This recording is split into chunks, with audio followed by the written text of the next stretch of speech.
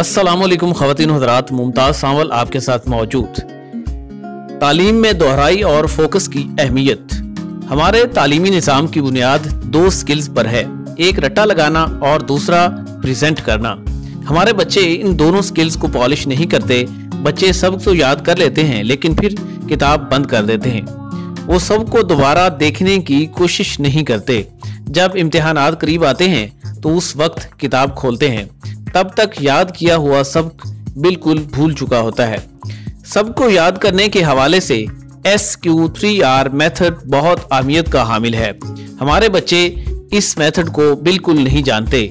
ये सबक याद करने का साइंसी तरीकाकार है। दुनिया के सारे तालीमी निज़ाम इस मेथड को फॉलो करते हैं और ये मेथड पढ़ाया जाता है।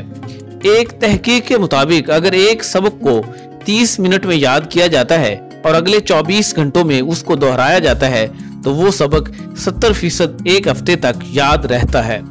एक हफ्ते के बाद उस सबक को दोबारा दोहरा लिया जाए तो वो सबक 70% एक साल तक याद रहता है। हमारे बच्चों के साथ मसला ये है कि वो एक दिन एक सबक याद करते हैं जबकि दूसरे दिन अगला सबक याद करना शुरू कर देते हैं। इस मेथड के तहत सबसे पहले जो सबक याद करना हो उसका जायजा लें कि उसका टाइटल क्या है, उसकी हेडिंग्स क्या हैं, पैराग्राफ्स में कौन कौन से अल्फाज आ रहे हैं, तस्वीर कौन कौन सी हैं, कौन कौन से ग्राफ हैं और किस टॉपिक पर बात हो रही है। इसके बाद इस सबक के मुतालिक सवालात लिखें, जैसे इस सबक में क्या बताया गया है, क्यों बताया गया है, मकसद क्या है, क्यों ज़रूरी है। ये सारी चीज़ें जब आप सवालात के मद में लिख लेंगे उसके बाद इन सवालात के जवाबात तलाश करने की कोशिश करें। जब सबक को इस अंदाज में पढ़ा जाएगा तो जहन में मजीद सवालात पैदा होंगे। जब जवाबात मिल जाएं तो उनको ऊंची आवाज में पढ़ें। अगर ऊंची आवाज में नहीं पढ़ना तो उन जवाबात को लिखें, उससे सबक जहन में नक्श हो जाता है। इस मेथड को सीखने से बच्चों की पढ़ाई आसान हो जाएगी। याद किया हुआ सबक दोबारा पढ़ना आसान होता है और इस पर वक्त भी कम लगता है। जरूरी नहीं कि मखसूस वक्त में ही सबक को दोहराया जाए। अगर घर से स्कूल का फासला निस्फ घंटे का है, उस वक्त में सबक को दोहराया जा सकता है। स्कूल में खाली पीरियड के दौरान दोहराई हो सकती है। वापसी पर घर जाते हुए गाड़ी लेट हो जाए तो उस वक्त भी सबक को दोहराया जा सकता है। घर में पढ़ने को दिल नहीं करे तो पिछले दिन का सबक निकाल लें, 5 मिनट में दोहराई कर लें। इसी तरह जब नींद ना आ रही हो तो किताब खोलें और दोहराई कर लें। जहां जहां वक्त मिले सबक को दोहरा लेना चाहिए। अगर ये आदत बन जाए कि जो सबक याद किया है उसे जरूर दोहराना है तो फिर सबक हमेशा याद रहता है। याद किया हुआ सबक एतमाद पैदा करता है। एतमाद में कमी उस वक्त होती है जब खदशा हो कि सबक याद नहीं है। गौरतलब बात यह है कि भूले हुए सबक को दोबारा याद करने में कितना वक्त ज़ाय होता है। उससे बेहतर है कि जो सबक आज याद किया है उसे अगले दिन जरूर दोहरा लेना चाहिए। इससे वक्त की बचत होगी। फकत 5-5 मिनट लगाने से सबक एक साल तक याद रहता है।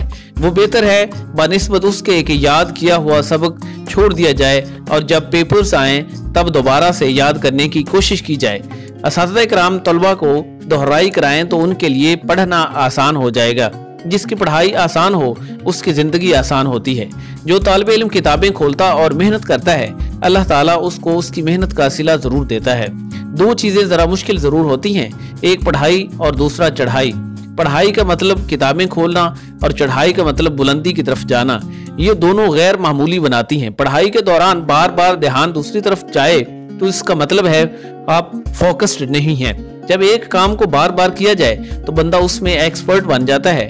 लेकिन जो शख्स 20 साल से मछलियां पकड़ रहा हो लेकिन फिर भी उसको मछलियां पकड़ना ना आए तो वो कसूरवार है। अगर क्लास 1 से लेकर 16 तक पढ़ा हो और उसके बावजूद पढ़ना ना आए तो इसका मतलब है पढ़ना नहीं सीखा। फोकस करने के लिए जरूरी है कि गैर जरूरी कामों से छुटकारा पाया जाए। गैर जरूरी कामों में टीवी देखना, सोशल मीडिया का इस्तेमाल और बहुत सारी ऐसी चीजें जिनका आपको फायदा नहीं है, ये सारी उसमें शामिल हैं। जब तक ये काम रहेंगे जहन उन्हीं कामों के गिर्द घूमता रहेगा। गैर जरूरी बातों को जहन से निकालने से फोकस पैदा होता है। पढ़ाई में दिलचस्पी का होना बहुत जरूरी है। जब पढ़ाई में दिलचस्पी हो तो फोकस खुद ब खुद पैदा हो जाता है। फोकस उस वक्त पैदा होता है जब फवायद मालूम हो। पढ़ाई पर फोकस करने के लिए पढ़ाई के 50 से ज्यादा फवायद लिख लें। जिस तरह बिजनेसमैन के अपने कारोबार के नफा पर नजर होती है, इसी तरह एक तालिबे इल्म की अपनी पढ़ाई के फवायद पर नजर होनी चाहिए। फोकस करना उस वक्त आसान होता है जब शौक हो। शौक उस वक्त पैदा होता है जब शौक पैदा करने वाले लोगों की संगत हो।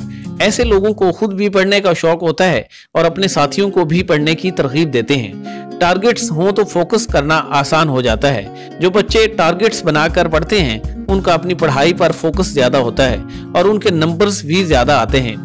तालिबे इल्मों के साथ मसला ये होता है कि वो उस शख्स की तरह होते हैं जो मुखालिफ समत वाली गाड़ी में सवार हो जाता है। बच्चे अपनी पढ़ाई में 16 साल लगा लेते हैं, लेकिन उसके बावजूद उन्हें पता नहीं होता कि हमने किधर जाना है। सबसे पहले अपने शौक को देखना चाहिए, अपने अंदर से तलाश करना चाहिए, जिसके बारे में दानिश्वरों ने कहा है कि आपके सवालों का जवाब आपके अंदर मौजूद है।